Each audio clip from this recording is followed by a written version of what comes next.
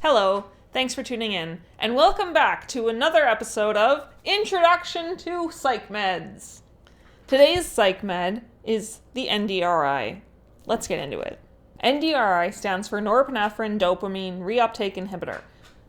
I will get into what that means in a second, but first let's start with the basics. NDRIs are normally used to treat depression, so they're antidepressants, but they can also be used to treat ADHD or attention deficit hyperactive disorder, narcolepsy, that's the one where you fall asleep randomly, and Parkinson's disease. NDRIs are often used when other antidepressants don't work, so they're like a backup antidepressant essentially, and also when there are a whole host of unmanageable side effects with other antidepressants. So they're not usually a first line of defense.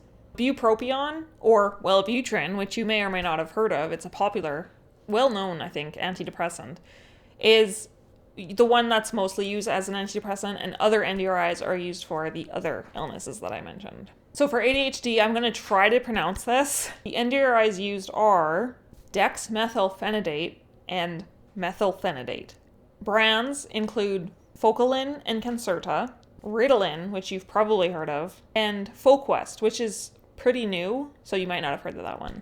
Don't ask me to spell dexmethylphenidate, like I probably could figure it out, but I don't want to try right now. I also don't want to try to say that 3 times fast. Dexmethylphenidate. Actually, I can do that. Okay. Let's talk about the history. From what I could find, NDRIs, such as Wellbutrin, were first approved by the FDA in the States in 1989. So it does have some history.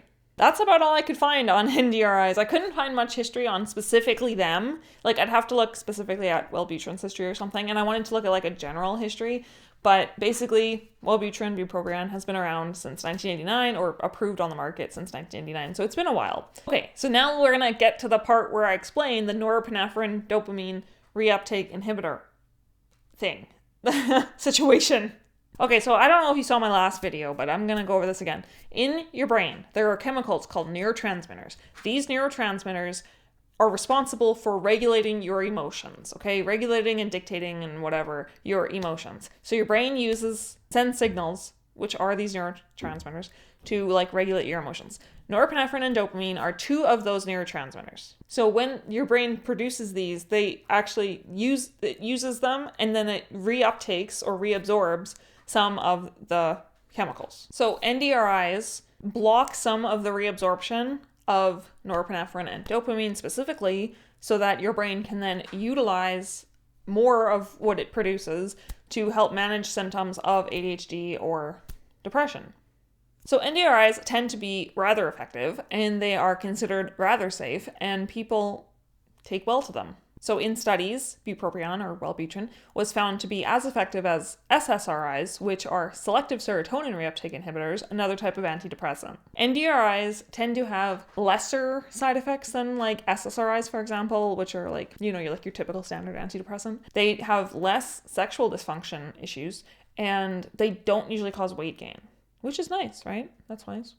But they do have a whole host of common side effects, which include insomnia, agitation, anxiety, headache, dizziness, ringing in the ears, sweating, don't I know it, dry mouth, I know that one too, nausea, abdominal pain, I know that one too, weight loss, constipation, high blood pressure, tremors. So specifically bupropion, the NDRI bupropion, may not play well with some other drugs, including HIV meds, Parkinson's meds, and anti-seizure meds. And also, you can't really drink alcohol while you're on an NDRI.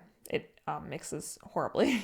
If you overdose, you might get some symptoms such as hallucinations, seizures, loss of consciousness, severe rapid or slowed heartbeat, cardiac disturbances, like the heartbeat thing, and cardiac failure.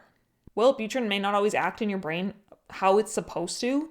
So if you take Wellbutrin and you start to get hallucinations and you didn't have hallucinations before, or you start to believe weird things, or you have a severe weird mood changes and stuff like that, that's not supposed to happen, okay? That means Wellbutrin is not working for you. And you need to tell your doctor or your pharmacist right away, especially your doctor, right away, because that's something that can be remedied with a different medication. Like, that means you need to get off of Wellbutrin. I also want to mention withdrawal symptoms, because with prolonged usage, NDRIs can cause withdrawal, and you have to be careful with that. So withdrawal symptoms include headaches, irritability, and anxiety, restlessness, dizziness, and insomnia, fatigue, flu symptoms, and nausea, appetite changes, because they usually suppress appetite, so your appetite may like overcompensate while it's bouncing back to normal, aches and pains, for whatever reason, and tingling sensations in the arms and legs, and tingling sensations or prickling sensations in the skin.